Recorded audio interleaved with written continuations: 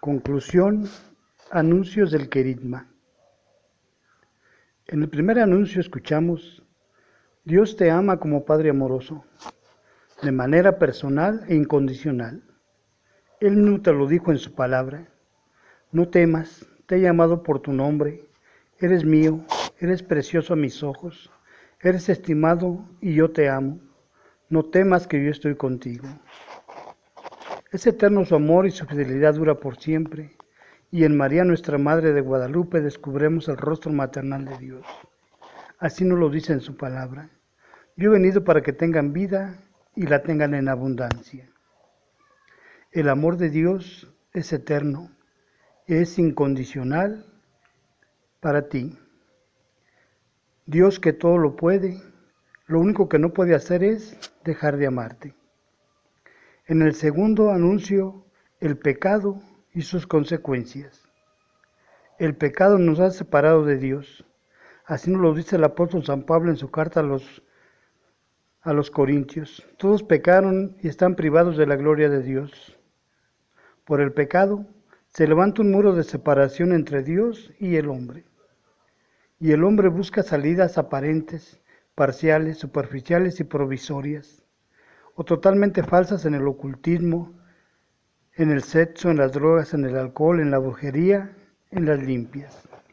Pero solo Dios tiene la solución. Y esta es la buena nueva: la salvación ya está dada en Jesús. Y es la única verdadera, integral, radical y definitiva. Tercer anuncio: por su cruz nos ha salvado, por su resurrección nos ha ganado nueva vida. Así nos lo dice en el Evangelio de Juan, capítulo 3, versículo 16. Tanto amó Dios al mundo que dio a su Hijo único, para que todo el que crea en Él no perezca, sino que tenga vida eterna. Porque Dios no envió a su Hijo para condenar al mundo, sino para que el mundo se salve por medio de Él. Palabra del Señor. Salvación de todo lo que oprime al hombre. Salvación y liberación integral de todo el hombre, de todas las situaciones del hombre. En el cuarto anuncio, conversión. Acepta a Jesús y confiésalo como tu Salvador. Haz tuya la salvación. Tú la puedes tener ahora en tu iglesia católica junto a María, nuestra Madre. Un encuentro personal vivo de ojos abiertos y corazón palpitante con el Señor Jesucristo. Así nos lo dice en su palabra. Él vino a los suyos y los suyos no lo recibieron, pero a los que lo recibieron les dio el poder de ser hijos de Dios. San Juan capítulo 1 versículo 11 al 12. Y en el libro del Apocalipsis capítulo 3 versículo 20 nos dice: mira que estoy a la puerta y llamo. Si alguno oye mi voz y me abre la puerta, entraré y cenaré con él y él conmigo. Conviértete a Dios. Conversión es volverse a Dios. Es un cambio interior de corazón y de mente, para luego cambiar de vida, de actitudes y de obras. Pero la conversión primero es conversión del pecado, ya que el pecado es un rechazo a Dios y a su amor y de su plan. El pecado o la conversión no consiste en que dejemos las cosas malas, sino en reconocer que no hemos podido dejar las cosas malas y que necesitamos volvernos a Dios para que sea Él el que nos ayude a dejar esas cosas malas. Segundo, renuncia a Satanás y a sus obras engañosas. No estamos luchando contra cosas o personas de este mundo, sino contra el príncipe de las tinieblas, contra el cual nosotros no podemos nada. Y cuantas veces nos enfrentemos a Él, Él nos va a derrotar. Por eso, tenemos que renunciar a Satanás y sus obras, que nos dicen que nosotros podemos caminar al margen de Dios. Necesitamos volvernos a Dios para que Él sea el que nosotros luche contra el diablo, y el diablo no puede nada contra Dios. Así, cuando nosotros peleamos contra Él, Él siempre nos manda a hacerle sus mandados. No le podemos hacer nada. Pero cuando nosotros nos ponemos en manos de Cristo, el diablo es el que nos hace los mandados a nosotros, porque no puede hacer nada contra nosotros. vida nueva.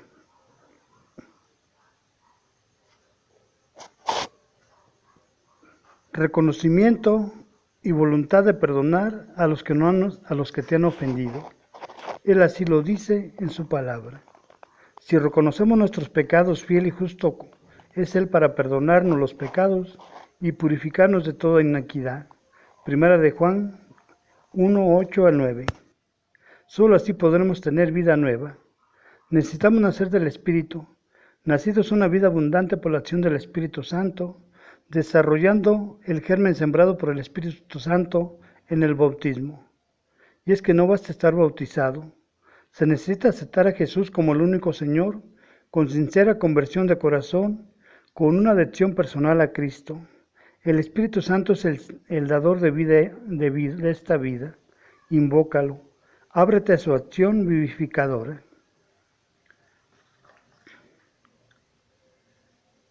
Por eso, este proceso de este reencuentro con Cristo es renovar nuestros 3 sacramentos de iniciación cristiana: bautismo, confirmación, Eucaristía.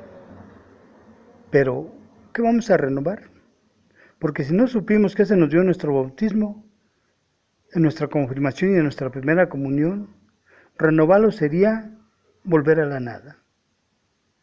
Por eso, como conclusión a estos anuncios, vamos a escuchar un poco qué es lo que Dios nos dio en cada uno de estos sacramentos, y entonces en libre voluntad decirle a Jesús: sí los acepto, sí los quiero, sí los necesito.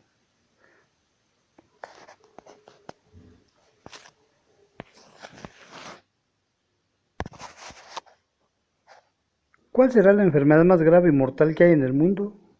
¿El SIDA, el cáncer, el ébola, el coronavirus, la influenza? La enfermedad más mortal que hay en el mundo se llama pecado. El primer sacramento de la iniciación cristiana es el bautismo. Hoy vamos a renovar nuestras promesas bautismales, pero para poder renovarlas tenemos que conocerlas. Si no, ¿qué vamos a renovar? Dios creó a la naturaleza humana en un estado de perfecta felicidad, hombre y mujer perfectos en su naturaleza humana, adornados con la gracia santificante y con 4 dones preternaturales: la inmortalidad, el perfecto conocimiento, la perfecta salud y la integridad sexual, y colocados en un Edén maravilloso, y todo esto lo heredarían a toda su descendencia.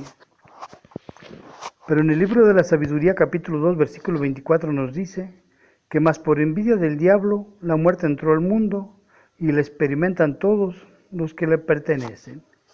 Palabra de Dios. Por el pecado, el hombre lo pierde todo y toda la naturaleza humana queda perteneciéndole al diablo. Todo ser humano en pecado le pertenece al diablo. Dios creó al hombre para ir al cielo junto a él, pero por el pecado las puertas del cielo se cerraron. El hombre no podrá ir al cielo hasta que Dios mismo lo rescate del poder del demonio. Así, llegada la plenitud de los tiempos, Dios envió a su Hijo. Gálatas 2, 4, 7. Jesús es el Hijo único de Dios, nacido antes de todos los siglos y nacido en la carne de Santa María Virgen y Madre. Jesús es la segunda persona de la Santísima Trinidad, hecho hombre. A este acontecimiento se le llama el misterio de la Encarnación. Pregunta: ¿quién nació primero, la Virgen María o su Hijo Jesús?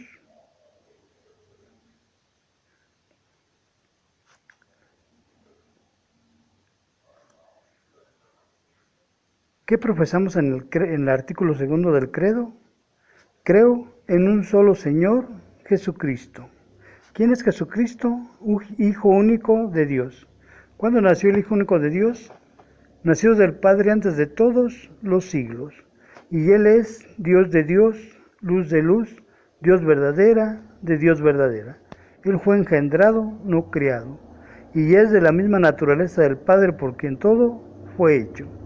y que por nosotros los hombres y por nuestra salvación bajó del cielo y se hizo hombre, y por nuestra causa fue crucificado en tiempo de Poncio Pilato.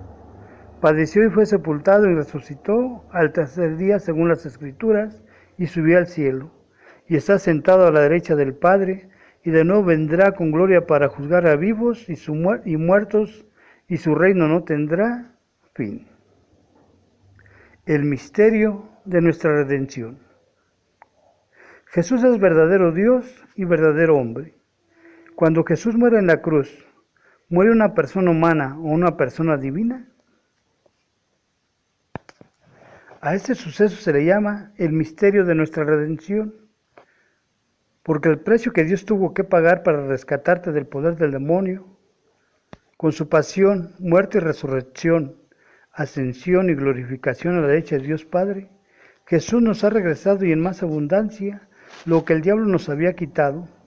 No solo nos ha salvado, liberado, sanado, sino que nos ha hecho hijos de Dios. Nos ha vuelto a abrir las puertas del cielo y nos promete la vida eterna. Ahora ya no somos solo criaturas de Dios, sino que nos ha hecho hijos en su único Hijo. Así Dios nos ha demostrado su amor y su lealtad hacia nosotros.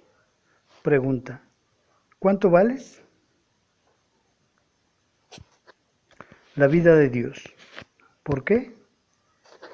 Porque es el precio que Dios Padre tuvo que pagar para rescatarte del poder del pecado y de la muerte eterna. Aquí viene otra pregunta. ¿Por quién murió Jesús? Porque para Dios eres persona única, irrepetible e insustituible. En todos los seres humanos que Dios ha creado, antes de nosotros, Dios no ha hecho a alguien como tú. En todos los seres humanos que existimos en este mundo, Dios no ha hecho otro como tú. Y ni en todos los seres humanos que vengan en este mundo, Dios va a ser otro como tú. Por lo tanto, el amor de Dios es como si tú fueras la única persona que existiera en este mundo. Pregunto: para Dios, ¿cuántas personas existen en este mundo? Y tú vas a responder: nada más yo. Para Dios, ¿cuántas personas existen en este mundo? Y si Dios Padre envió al mundo a su único Hijo a morir, ¿por quién murió? Aquí es donde Dios te demuestra el inmenso amor que te tiene. Porque Dios Padre envió a su Hijo único al mundo a morir, ¿por quién? ¿Para qué?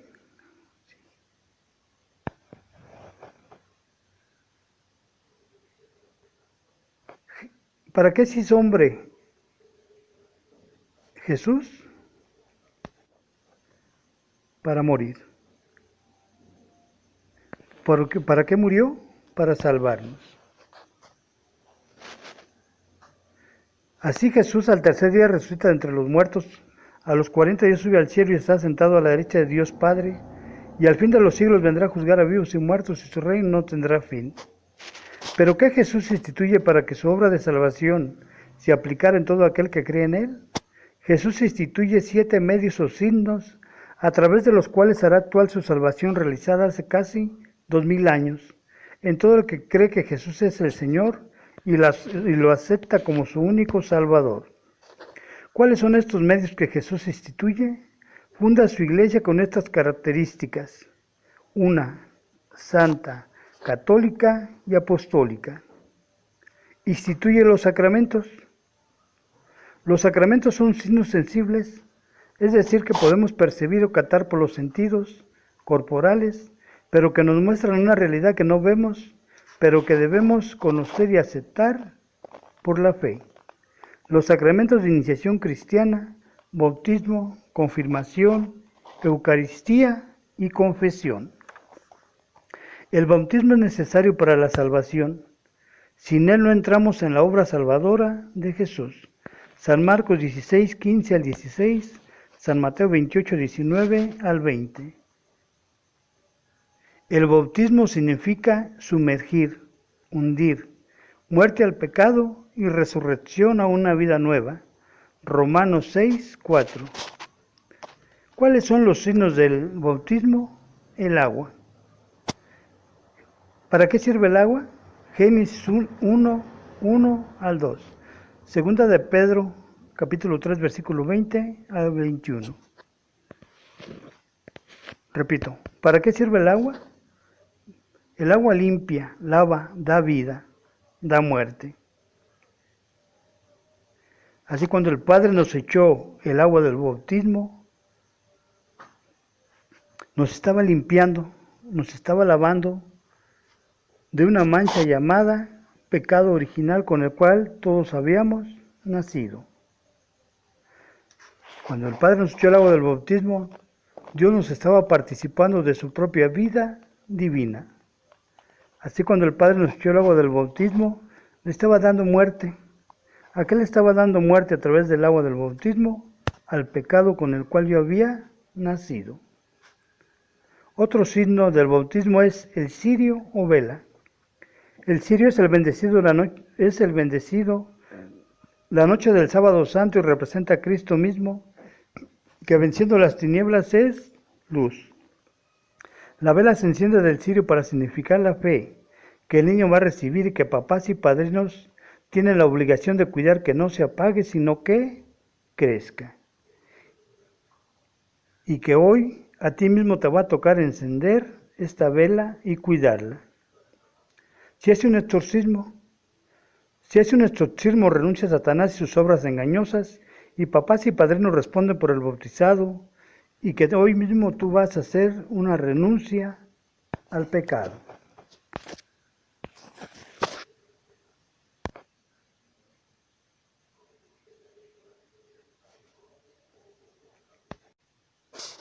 Vestidura blanca. ¿De qué color se lleva un niño a bautizar? De blanco. ¿Y qué significa la vestidura blanca? La vestidura blanca es la gracia santificante que Dios nos dio desde nuestro bautismo. Dios nos dio una vestidura blanca desde nuestro bautismo. Por eso, a un niño que se lleva a recibir el sacramento del bautismo, ¿de qué color debe ir? De blanco. ¿Y de qué color debe ir a la confirmación? De blanco. ¿Y de qué color debe ir a la primera comunión? De blanco. ¿Y de qué color debe ir al matrimonio? De blanco. ¿Y de qué color debe recibir el sacramento del orden? De blanco. ¿Y el sacramento de unción de los enfermos? De blanco. ¿Y cuando nos muéramos, de qué color tenemos que ir? De blanco.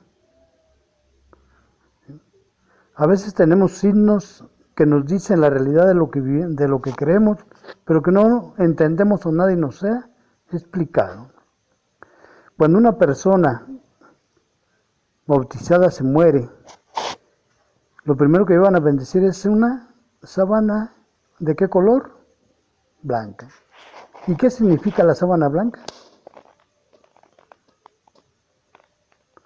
La sábana blanca significa la vestidura blanca que Dios me dio desde mi bautismo.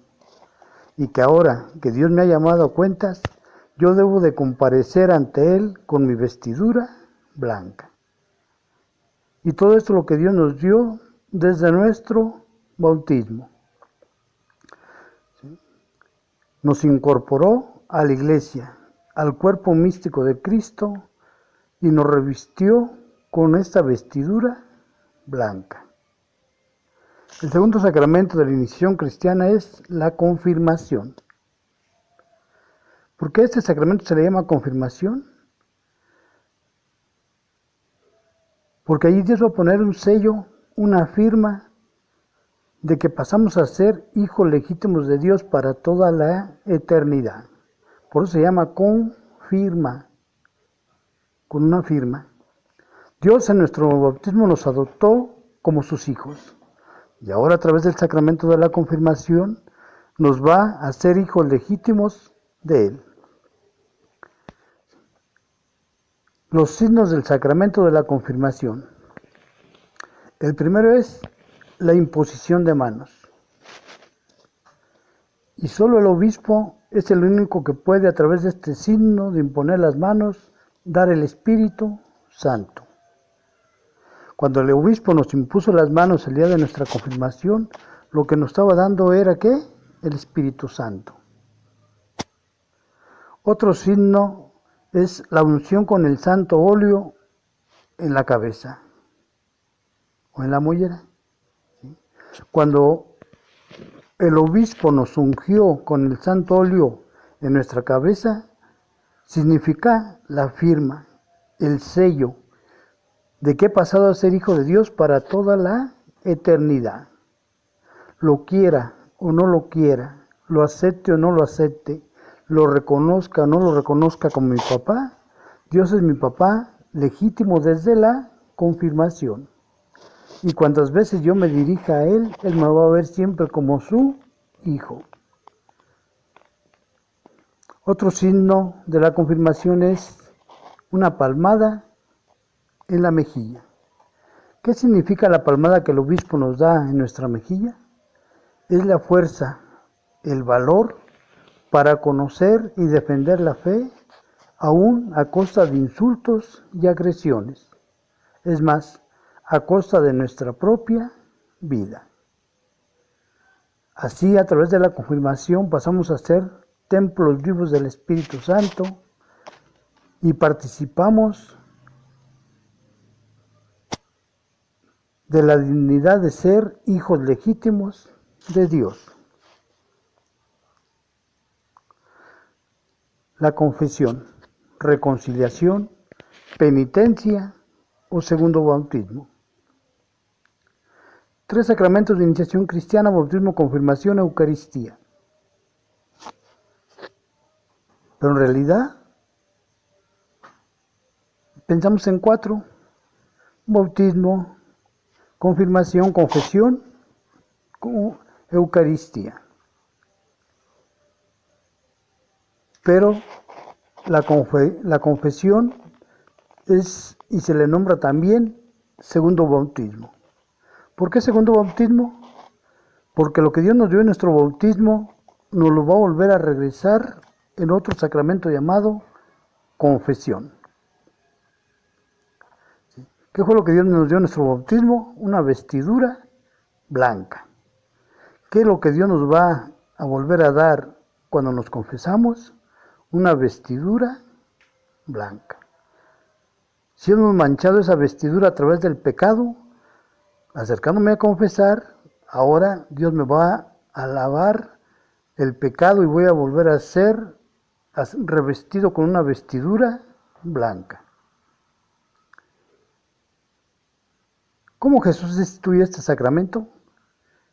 Evangelio de San Juan, capítulo 20, versículo 23 al 24. Estaban los discípulos de Jesús reunidos y Jesús entró y sopló sobre ellos y les dijo: la paz esté con ustedes. Dicho esto, sopló sobre ellos y dijo: reciban el Espíritu Santo. A quienes les perdonen los pecados, les quedarán perdonados. Y a quienes no se los perdonen, les quedarán sin perdonar. Palabra del Señor. ¿Qué fue lo que Jesús les dio a sus discípulos para perdonar los pecados? El Espíritu Santo. Y por lo tanto debemos de entender que no es la persona humana del sacerdote el que perdona los pecados. Para quitarnos esa idea errónea que muchas veces nos han inculcado los hermanos protestantes, de que tú por qué te tienes que confesar o decirle tus pecados a una persona que es igual de pecadora que tú. Si el Padre es un pecador igual que tú, aquí la pregunta podríamos decir: ¿el Padre y tú son una persona? ¿Sí? Todos somos unas personas humanas,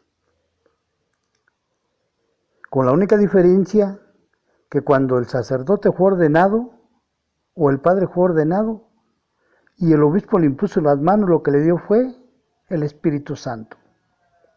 Y será el Espíritu Santo el que a través de una persona humana llamada sacerdote perdonará tus pecados. No es lo bueno o malo que el Padre puede hacer el que te va a perdonar los pecados. ¿El Padre puede ser el más pecador del mundo? Sí. ¿Y puede perdonar tus pecados? Sí, porque no será Él el que te los perdone, sino el Espíritu Santo que Él recibió el día de su ordenación. Dios conoce tu pecado. Él no necesita que tú te acerques a confesar para conocerlo. Es lo que Él quiere que lo reconozcamos, lo aceptemos, le pidamos perdón para que Él nos lo perdone. Así nos lo dice en la primera carta del apóstol San Juan, capítulo 1, versículo 9.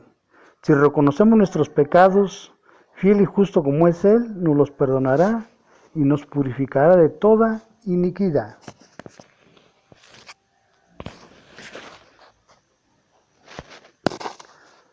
¿Pero por qué se nos hace difícil reconocer nuestros pecados? Porque no tenemos conciencia de ello. Y es que tristemente, pues el pecado no mancha mi ropa, no mancha mi piel. Si el pecado manchara mi ropa, diría, me voy a cambiar porque ando todo mugroso. Si manchara mi piel, diría, me voy a bañar porque ando todo mugroso. Pero el pecado no mancha mi ropa ni mancha mi piel. ¿Qué es lo que mancha el pecado? El alma. Y aquí la pregunta es, ¿quién puede ver su alma? Nadie puede ver su alma. Por lo tanto, no sabemos si anda toda sucia, mugrosa o anda limpia. Y es que el pecado no se ve, el pecado se siente. Ejemplo, si yo cuidara puercos, llegara de trabajar y no me bañara, ¿qué andaría oliendo? A puerco. Y si durara un mes, 2 meses, medio año, cuidando puercos y sin bañarme, ¿a qué andaría oliendo? Pues ya andaría más apestoso que los propios puercos. Ya nadie me aguantaría. Ya las personas con las que compartía y convivía, ahora ya no me soportarían, me sacarían vuelta. Porque una persona que huele mal, la gente le rehuye. Y yo, desgracia, que somos cristianos, que ya tenemos un mes sin confesarnos. Y ya nuestra alma empieza a oler mal. Otros ya tenemos medio año. Y yo, desgracia, vemos cristianos que ya tenemos un año sin confesarnos. Y andamos todos apestosos y oliendo mal. Ya aquellas gentes con las que compartíamos y convivíamos bien a gusto, ahora ya no nos aguantan, ya no nos soportan. Ya están un rato con nosotros y como que rehuyen, se nos van. ¿Sí? Y es porque andamos todos apestosos y oliendo mal. ¿Sí?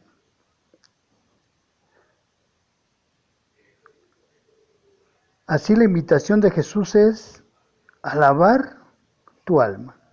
¿Cómo? Confesándote. ¿Sí? Para que Él nos limpie, nos lave de todas esas inmundicias que traemos y nos ponga una vestidura blanca. Y nos regrese al estado de gracia en el cual fuimos bautizados como verdaderos hijos de Dios. ¿Sí? Por ahí dicen que una persona que dura mucho sin bañarse y después se baña, lo que experimenta es, dice, como que un peso se me quitó de encima. Es más, me siento otro.